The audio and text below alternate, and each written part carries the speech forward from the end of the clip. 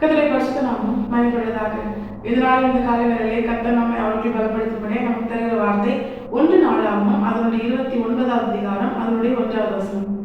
பின்பு தாவீது ராஜா சபையார் எல்லாரையும் நோக்கி, தேவன் தெரிந்து கொண்ட என் குமாரனாகிய சாலமோன் இன்னும் வாலிபனும் இளைஞனுமாய் இருக்கிறான். செய்ய வேண்டிய வேலையோ பெரியது. அது ஒரு மனுஷனுக்கு அல்ல, தேவனாகிய கர்த்தருக்கு கட்டும் அரண்மனை. கர்த்தருடைய பரிசுத்த நாமம் மகிமைப்படுவதாக. இந்த வசனத்தை கொண்டுதான் தேவதேவர்களாகி நம்மை இன்று அவர்கள் பலப்படுத்துகிறார். இந்த வசனம் ஒரு காரியத்தை தெளிவாய் தேவபிள்ளைகளாகி நமக்கு கற்றுத்தருகிறது. இந்த சம்பவம் எல்லாருக்குமே தெரியும். தாவீது ராஜா கர்த்தருக்கு ஒரு ஆலயத்தை கட்ட வேண்டும் என்று அவன் வாஞ்சித்த போது கர்த்தர் தம்முடைய தீர்க்கதரிசியை கொண்டு அவனுக்கு கொடுத்த வார்த்தை தான், நீ அல்ல உன் கர்ப்ப பிறப்பு அந்த ஆலயத்தை கட்டுவான் அப்படின்னு சொல்லி ஆண்டவர் என்ன பண்றாரு, தாவீதுக்கு வார்த்தையை கொடுக்கிறார். அதன் பிற்பாடு தாவீது தேவனுடைய ஆலயம் கட்டப்பட வேண்டிய அதற்கு தேவையான பொருட்களை அவன் சேகரித்து வைக்கிறான்.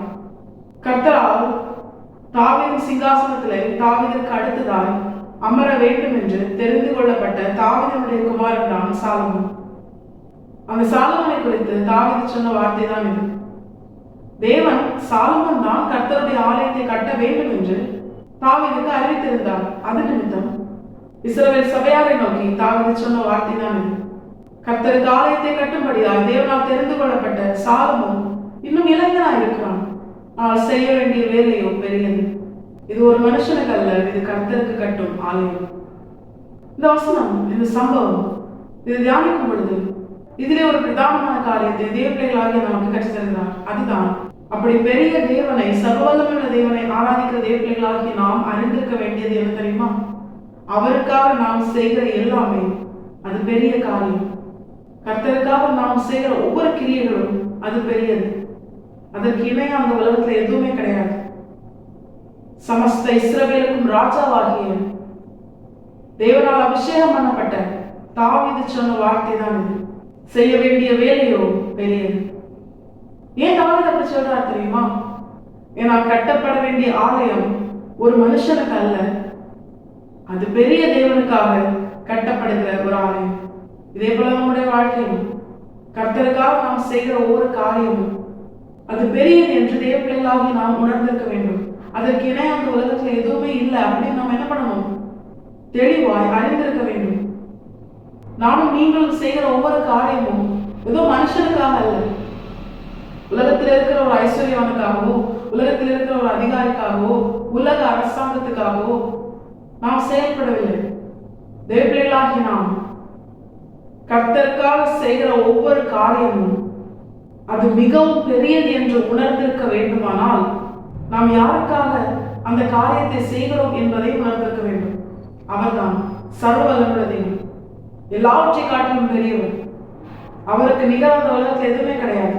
நாம் கண்டு வியக்கிற வார்த்தையும் பூமியும் அவர் தம்முடைய வார்த்தையினால் சிருஷ்டித்தார். அவ்வளவு பெரிய தேவன், அவருக்காக நாம் செய்கிற ஒவ்வொரு காரியமும் பெரியது. இதை உணராதனால்தான் ஆண்டவருடைய காரியத்துல எந்த ஒரு காரியத்தை செஞ்சாலும் நம்ம என்ன பண்றோம்? சும்மா என்னதானும் செய்யணும். பாட்டு பாடினா கூட, ஆராதிச்சா கூட, ஜெபிச்சா கூட, வேத வாசிச்சா கூட, கர்த்தருக்காக கர்த்தர் நிமித்தம் ஒரு காரியத்தை நம்ம செய்யும் போது கூட நமக்குள்ள ஏன் சோர்வு வரும் தெரியுமா? நாம் இதை சர்வவல்லமையுள்ள தேவனுக்காக செய்கிறோம். நாம் செய்கிற ஒவ்வொரு காரியமும் பெரியது என்பதை நாம் உணராமல் இருப்பது நாம் மட்டும்தான்.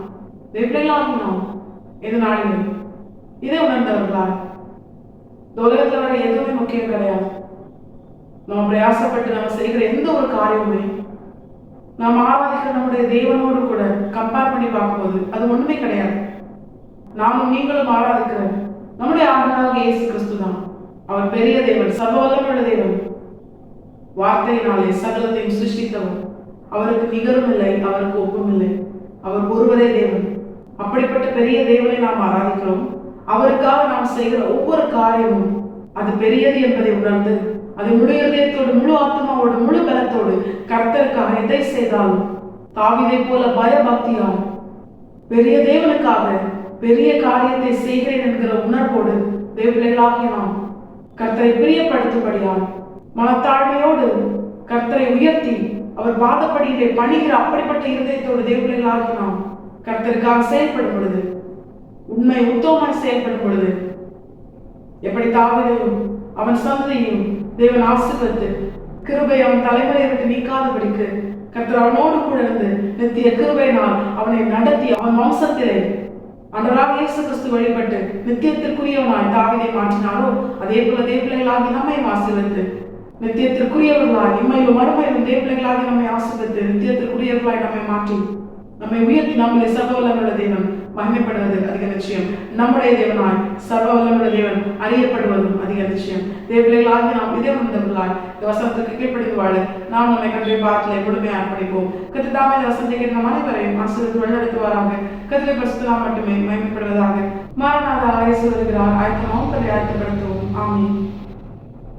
பலன் ஒன்றுமில்லை என்று நான் அறிவேன், அவர் பலனின்றும் குறையவில்லை.